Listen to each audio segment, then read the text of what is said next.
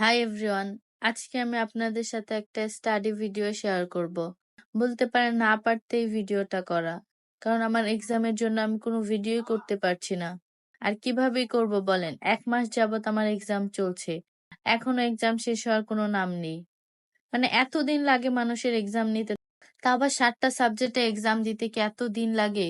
ওনারা কেন যে এত ছুটি আর এত কিছু দিয়ে যে এক্সামগুলা নিচ্ছে, এখন লিটারালি আমি পাগল হয়ে যাচ্ছি। আর ভাল লাগছে না এই পড়ালেখার চাপ আর এক্সামের টেনশন, সবকিছু মিলে পুরাই ডিপ্রেসড হয়ে গেছি আমি।